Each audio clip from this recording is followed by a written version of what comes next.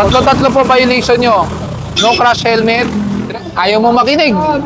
Ayaw mo makinig, papatanggal ko lahat to. Kaya po nakalagay dito, fire safety inspection, occupational permit para sa mga empleyado, locational clearance, CCTV. May CCTV po kayo? Okay. Walang lusot ang mga palusot. Binilangan ng violation to mga kaibigan. So alam ko excited na kayo at syempre kung bago ka lang sa YouTube channel, Facebook at TikTok tol, pakihit naman ang subscribe button and follow button. So ano pa natin mga kaibigan? Alam kong excited na kayo. So this video is from Dada ko. Short po pala Dada ko mga kaibigan. So pinantay natin mga tol. Simulan na po natin to in 3, 2, 1. Let's do this.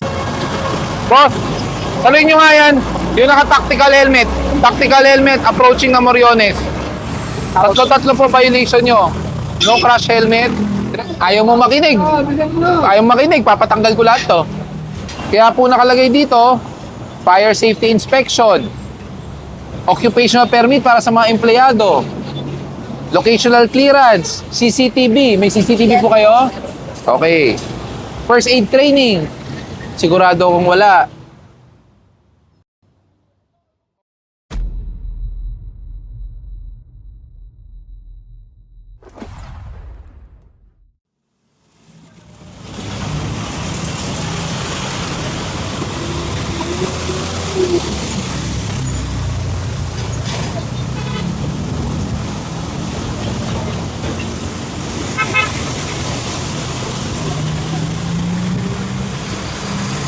Magandang umaga sa inyong lahat. Ngayon ay July 10, 2026.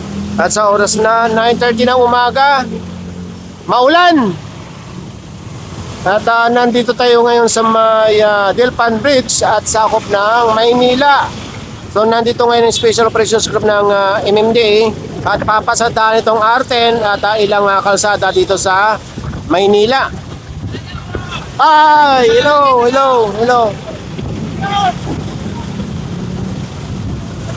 Marami tayong nadaan ng container truck.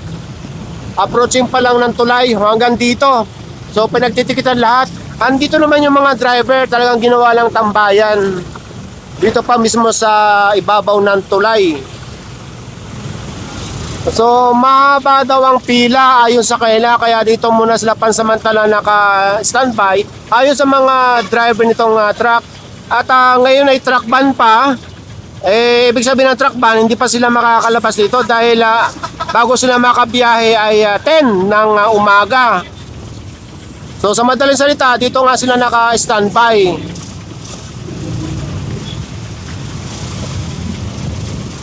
Ang laki sagapan nila pagka naka-park dito. Ay yung laki ng truck na ito ay kuha na isang linya.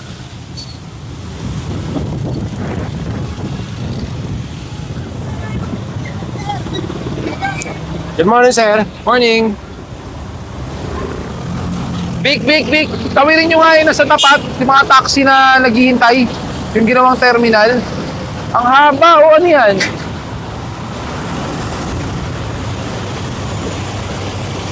Ang haba hanggang dun sa kanto. Ano ba rin traffic light na gano'n? Naghihintay ba saan yan? Sa port? Bawal naman paradaan ng R10 Mendoza. Yung Skog, bumalik nga kayo dito. May papaalis ako. Walang helmet. Daddy Words. Ayan na, nasa'yo. Yung walang helmet. Ayun o. Saluhin nyo sa kanto yan. Hayaan nyo makaalis yung mga kaalis. Yung mga pwede nyo tikitan nyo.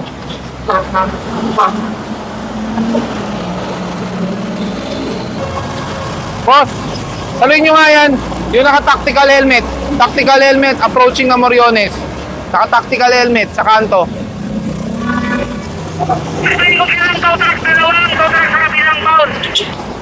Dalawang tow truck, paikot. Dalawang tow truck, ASAP. Oh, hello.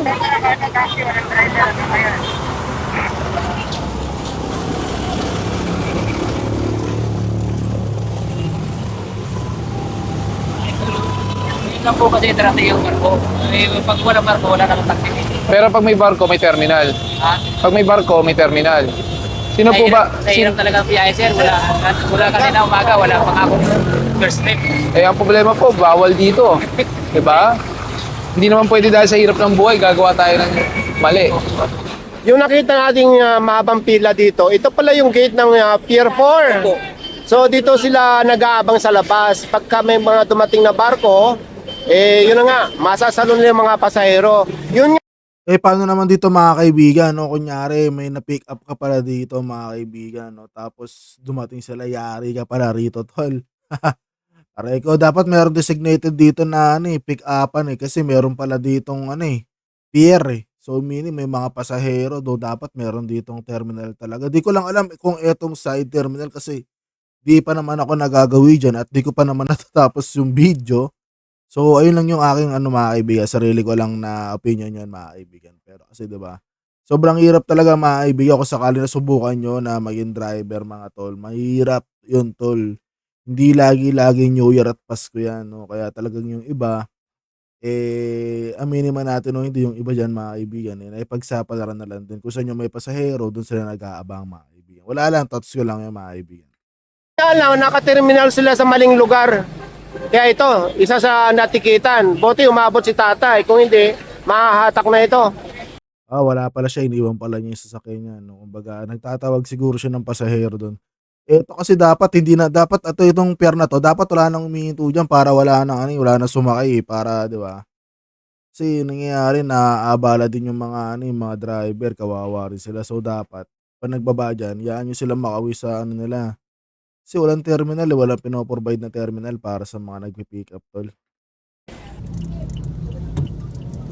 Meron daw ayaw magbigay ng lisensya dito sa mga container truck.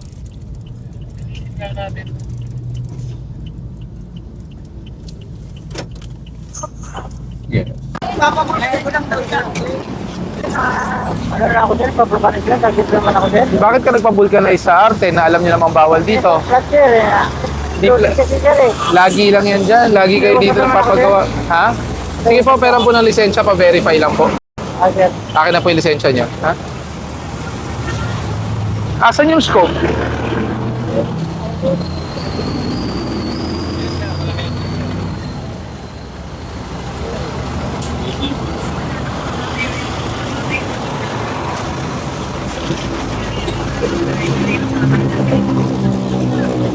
Yan na po, sir. Sige, parem na po ng lisensya. Apo. Hindi mo lang pwede takbo yan ako, sir. Lori check, sir. Kaya ano na ako eh. Sabi mo rin. Sino to? Why? Kunin mo sa akin.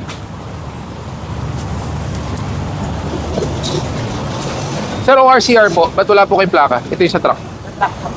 Sir, inirap ko lang puti. Pera po ng ORCR po. Baka nandyan po. Ay, hindi po ito kailangan ko, sir.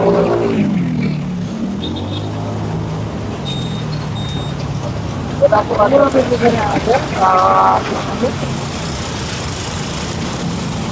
Sir, Araw-araw po kayo dyan nagpapag-vulcanize. Hindi po.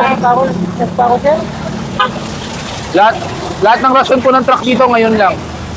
Papasama ko, sir, sa after kasi loaded din, sir. Sana sa ibang lugar po kayo nagpa-vulcanize. Walang ORCR po? Meron to, sir. Kaya lang, Nasaan po? nasa ano. Tatlo po violation nyo. No crash helmet, dress code violation. Teka lang mga kaibigan, no? Ito scenario lang to mga kaibigan. Hindi ko sinasabing to mga kaibigan, no? Pero possible lang to. Sakali, no? For example mga kaibigan, no? Bumabiyahe ka dyan sa Arten. Bumabaybay ka mga tol. Tapos bigla ka na putukan ng gulong tol, nasira ka ng gulong. Ngayon kailangan mo bubulganize. Ngayon mga tol, bigyan nyo ako ng comment nyo. Paano ka makakapunta sa legit na vulcanizing shop talaga na hindi ka rin mahuhuli? Kasi bawal dyan tol bawal dyan sa kalsada tol Hindi ka mahuhuli. Imagine mo, tutulakay mo yung sasakyan, tutulakay mo yung truck. Tol, paano yun pre? Imagine mo kung totoo yung sinasabi niya, na first time lang yan dyan, Kasi kumbaga, puro reason na lang din talaga ang buong mundo, Pero, For example lang, nabigyan natin ng benefit of the doubt, no? Totoo yun, mga kaibigan. For example, lang naman, di ko sinasabing benefit of the doubt lang. First time mong masabugan dyan, tol, ng gulong. Pero ito kasi maraming gulong, no? Pero kung, ba, may pang-alalay pa ng ibang gulong, pero yun nga, for example lang naman, paano yun, tol? Diba? Di ka taga dyan. Ikaw siguro taga dyan to. Di ka taga dyan, tapos subugo ka ng gulong, no? Tapos yung vulcanizing na nandyan, nasa harap mo na, bawal pa, tol? Bawal ka magpaayos ng gulong dun. Paano kaya yun, no? Saan mo kaya dadalhin? So, dapat yung mga vulcanizing dyan, may mga papasok na, yung papasok na parang, para hindi rin nakahambalang. So, ganun gawin ng mga vulcanizing shop dyan, no? Ayun yung best na gagawin nila. Pero yung, subugan yung truck, paano nila ipapasok naman yun dun? Wala talaga, tol. GG ka, home service ka dapat, home service. Violation, plate number, not attached, ORCR not carried. 4 po yan in total. Opo, may impound po yan, ha? Para po makuha lang po. Para lang po makuha. Dapat po carried po, sir. Hindi po dapat hinihingi o pinapadala po. Initial violation, no crash helmet. Dress code violation, license plate not attached. Kasi may order. Yung tatluan, Ito maganda, mga kaibigan, no? Ito yung, pero ito, mga kaibigan, yung mga ganyang mga klase nagmumotor, ito naman, ano na yan, mga tol, hindi naman na yan situational, tol. Kumbaga, ayan, di ko masabi kung anong valid na situation na pwede mong sabihin para hindi ka makapagsuot ng helmet, hindi ka makapagdala ng papel ng motor, at hindi ka rin makapagpakabit ng plaka. Kung hindi pa pala registered yung vehicle mo, wag mo na lang gamitin. 'Di ba? Kung diyan ka lang naman, tiisin mo, kailangan mag-helmet. Lalo na kung possible na parang main road, no, yung dadaanan mo, tol, di talagang kailangan mo talagang gawin 'yon. 'Di ba? Ayun na naman, mga kaibigan, no, kumbaga may mga different situation na naman talaga. Pero to, saludo ako sa kanya kasi nagawa niya yung mga tamang gawin, mga kaibigan, no, walang helmet, wala siyang dalang mga papel nung approaching niya, mga ganyan. Saludo ako sa mga ganyan, mga tol, kasi meron silang kakaibang thinking talaga na hindi ko mahulaan hanggang ngayon, no? Kasi meron akong motor, meron akong sasakyan, pero hindi ko mahulaan kung ano yung thinking na meron sila, no? Bakit nagagawa nila yung mga ganong klaseng napakalupit na bagay, tol. yung tatluan doon, yung tatluan doon. Pakisalo nyo nga sa kanto. Saluin nyo yun sa kanto. Tapos hindi nyo po dala ang ORCR nyo, sir. Dapat po dala po yan, ha? May impound po yan. Opo, may impound po, ha? Okay na, impound mo na lang. Bagong-bago pa yung ADB niya, mga tol. Impound, aray mo. Yung mga ganyan pa naman, tol, minsan, no? Di ko sinasabi lahat. Minsan, no? Di ko sinasabi lahat, okay? Yung iba dyan, pagka nagsasampa sa mga tow truck, mga tol, o di kaya nagbababa, alam nyo na yan, tol, balagbag yan, pre. Siyempre, pagod na sila. Di naman kanila yon. Pagod na sila, tapos, di ba? Dami nilang mga binubuhat-buhat. So, yung iba dyan, tol, balagbag talaga, pre. No? Kasi syempre, di naman nakita kung sinong bumalagbag, tol, eh. Kaya mahirap ma-impound, mga tol. Kaya dapat talaga perfect yung mga papeles mo dyan, tol. Mas agad ticket kaysa impound, eh. Hello. Sir, patabi natin doon. Hello. Saan yung mga kasiyan ng puti? Sika ako dito na ate na ito. Walang kopya dito sa motor. Bakit walang plaka? O RCR ng netong puti. Sige, Vic, ano mo lang. Nasa plaka? O asan yung plaka? Patay tayo. Yan oras. Ha? 9:53, 9:53. Nauli nga ako. Ate, no sa'yo? Sir, pag ano, pakialis nyo na po yan. Ha? Hindi po ako naniniwala. Gerald. Ikaw ang driver. Professional license holder. Dapat mas alam nyo kung saan ang pwede at saan ang bawal.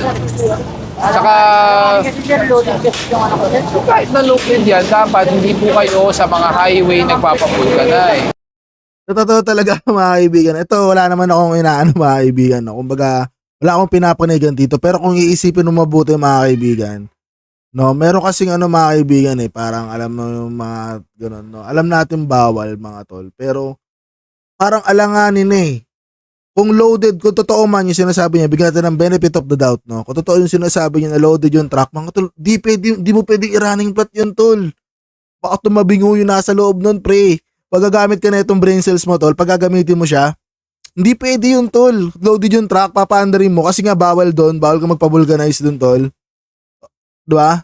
Diba, tol? May mga ano kasi yan situational talaga, tol, diba? Parang ang hirap isipin, tol. Siguro, di ko sinasabi mga kaibigan na mali yung ginagawa nila, no? Di ko rin sinasabi na tama yung ginagawa ni kuya, no? Yung driver.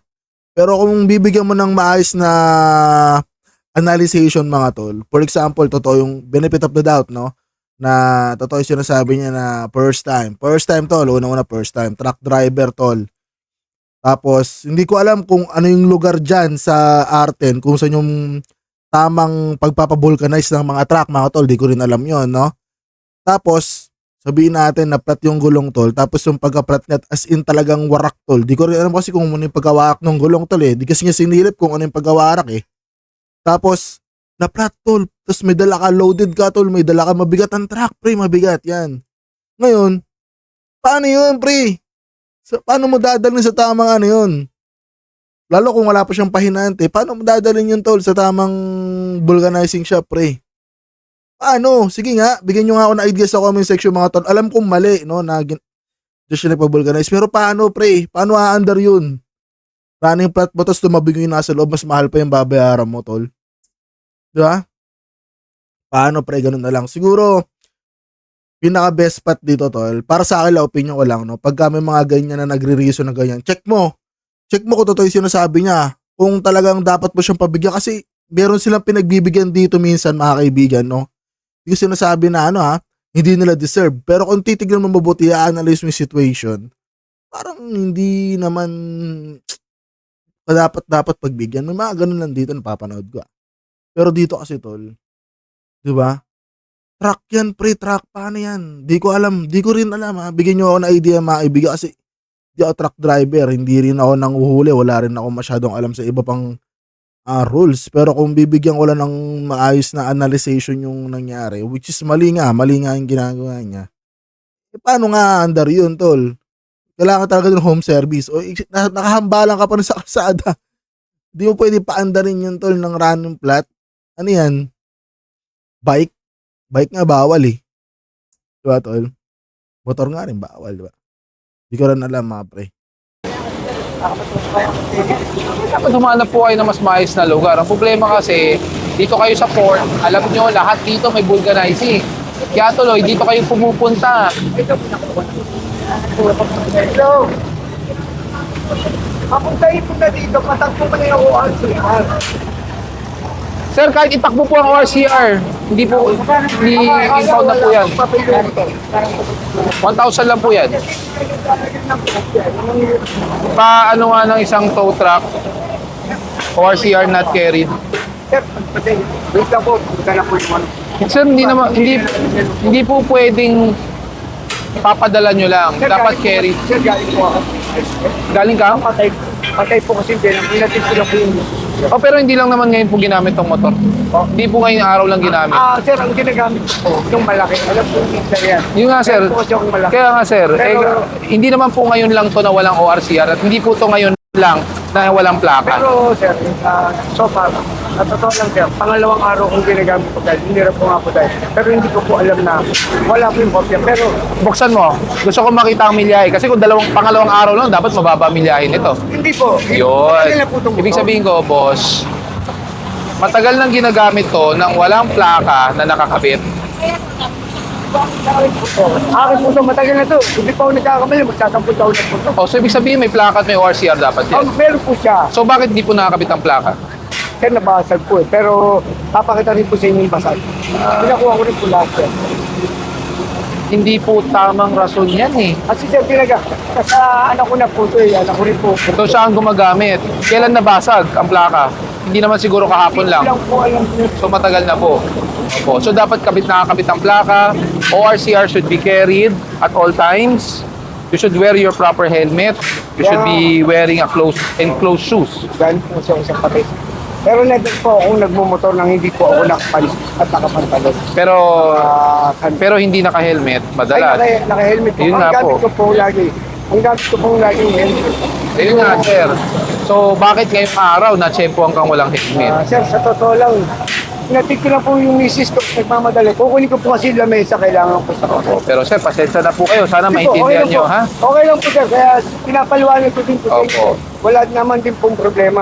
Kaya lang sir, basta akin naman talaga lahat ng pagkakamot. Kaya ang sa akin lang sir, yung sa totoo na lang, alam naman ng Diyos sir, di dahil sinungaling.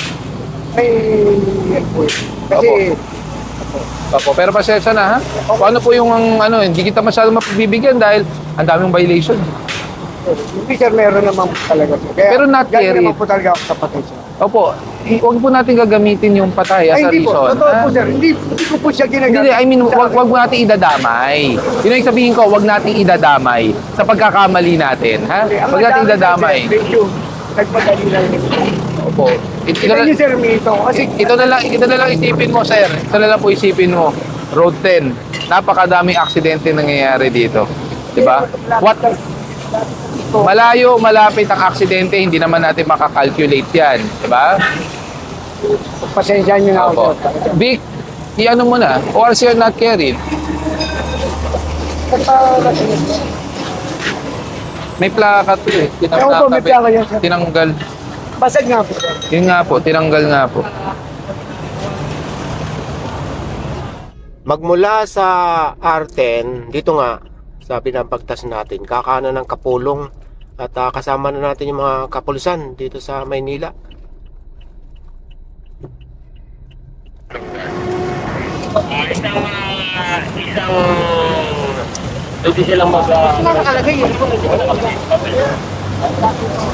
Sino nagsabi? Nasaan si ate? Ate, halika dito! Oh.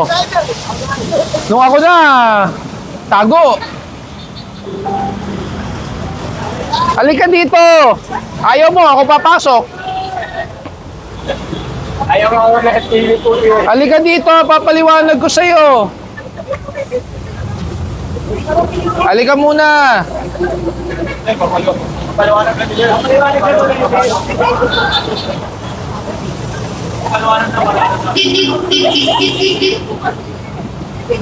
Hindi ka naman makikita, naka-blurred ka.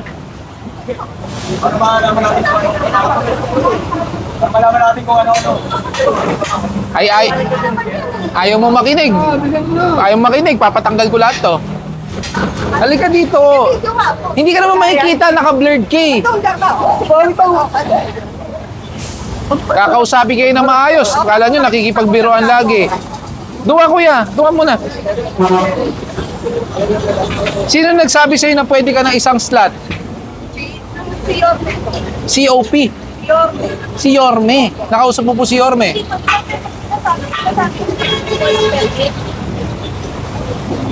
Sinabi po niya, siya, nakausap niyo po si Pag kumukuha ng permit, ibigay po, bawat isang isang slot sa highway. Dito po ba? Bawat lang daw po mag-double. Dito po naka-indicate? Sinabi lang po. Sinabi lang. Ang nakasaad po sa permit nyo, pwede kayong mag-conduct ng negosyo, ng business sa tamang lugar. At aside from that, kaya po nakalagay dito, fire safety inspection, occupational permit para sa mga empleyado, locational clearance, CCTV. May CCTV po kayo? Okay. First aid training.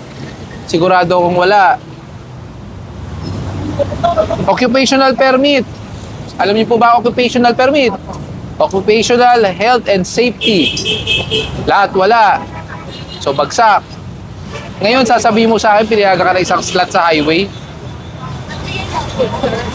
Hindi po totoo yan. Unless may pakita kayo sa papel na naka-indicate may isa kayong MOA, one slot. Nakita nyo po ba to? Subject to inspection pa kayo? Hindi po kayo pinapayagan, ha? Kung gusto nyo magpa-vulcanize, kung gusto nyo ng customer, gawan nyo ng paraan to, tanggalin nyo, dyan nyo ipasok yung truck kung kakasya man o hindi. Ate, narinig mo po ba? Kasi po highway po ito, national road po yan.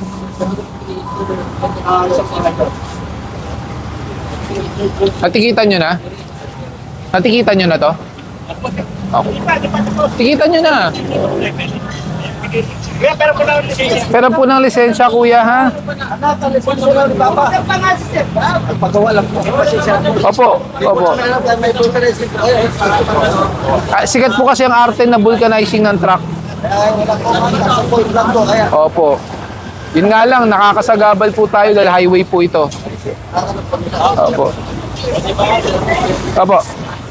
Ito walang dala, walang load. Siguro ito makaka-andar naman, no. So iba't iba talaga situation mga kaibigan, na pero yan mga tol. So napanood naman po natin ito, walang umatika bumakbakan dito mga pre, saktong-sakto lang talaga. So kung gusto ko malaman kung ano yung opinion niyo sa napanood natin, kasi mag-comment naman kayo mga tol, 'di ba? Gusto ko rin malaman yung opinion niyo eh. Kasi mahirap yan tol na, 'di ba, na parang wala kayo masyadong binibigay na comments, opinion diyan, 'di ba? So mga kaibigan, siguro nga dito na magkita ulit sa susunod na reaction video yung commentary. Maraming salamat sa panonood. Dito na lang. Dudas, please see you on my next reaction video and commentary. Let's do this. Wiki wiki wiki.